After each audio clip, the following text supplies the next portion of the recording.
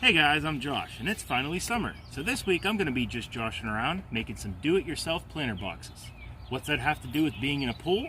Absolutely nothing. Oh.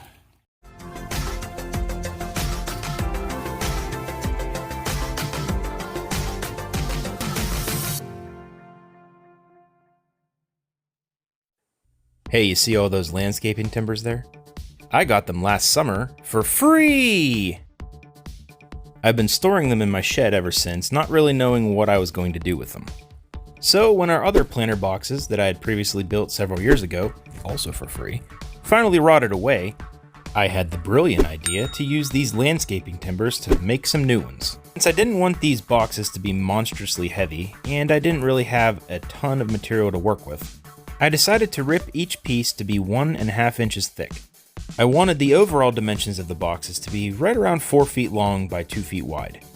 So in cutting all the timbers to these dimensions, I'm maximizing my usage for the material. For the legs of the boxes, I had some scrap pieces of pressure-treated 2x10s left over from when I built my deck. Using the table saw, I ripped these scraps into 2-inch wide strips, and then I cut the legs into lengths of 30 inches. By the way, you may have noticed that this table saw looks a little bit different. Well, that's because it is. It has replaced my other table saw, which was giving me some really bad cuts.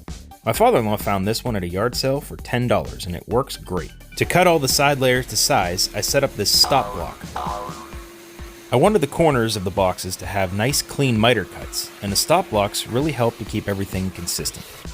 Having good consistency is really helpful, especially when you have so many cuts to make. And boy, did I have a lot of cuts to make. I think all in all for these miters, I had to repeat the cut 80 times.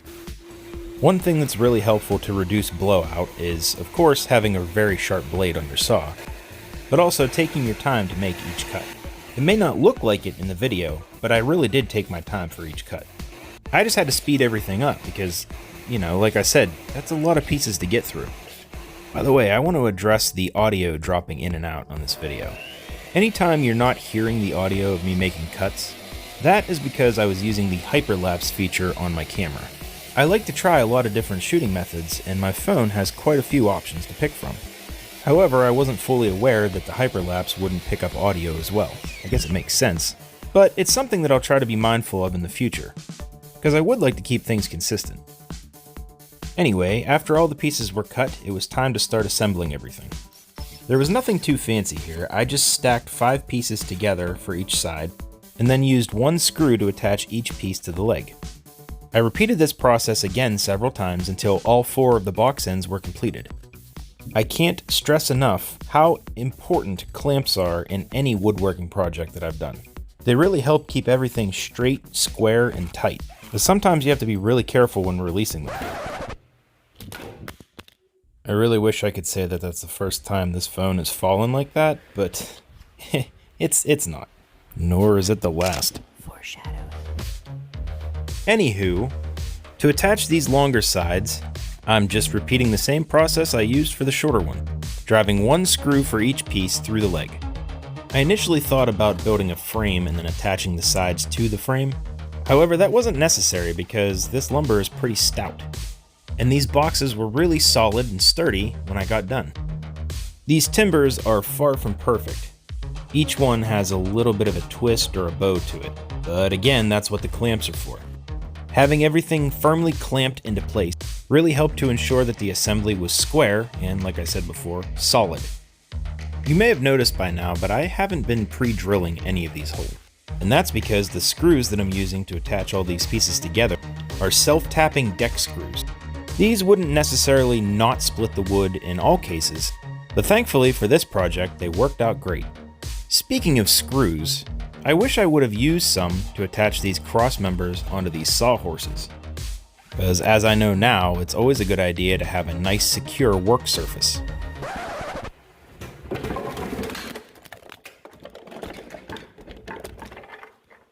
Yeah, this one I was actually worried about. Somehow that box landed on top of the phone. Fortunately for me,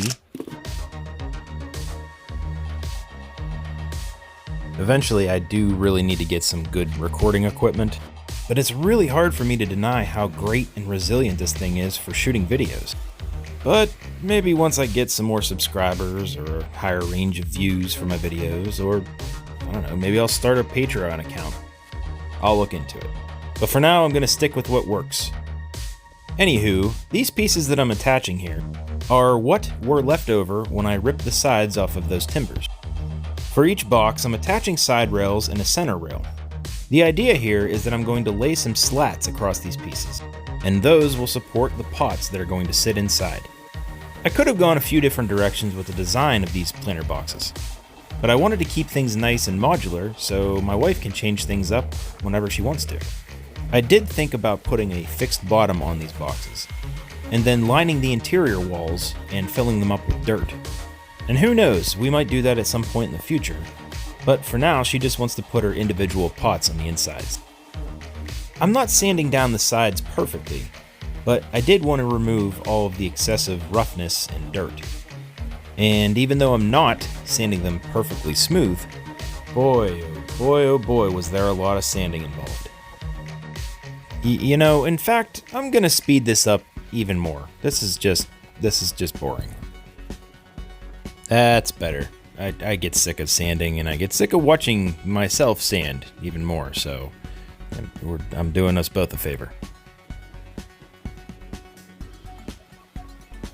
After that sanding was all complete, I used the one thing that I had to buy for this project, Thompson's water seal. I have actually never used this stuff before, so I wasn't really sure what to expect. In reading the instructions, I found that you can pour it into a tank sprayer and apply it that way. And since I didn't really feel like spending the next 3 days brushing this stuff on, I did that.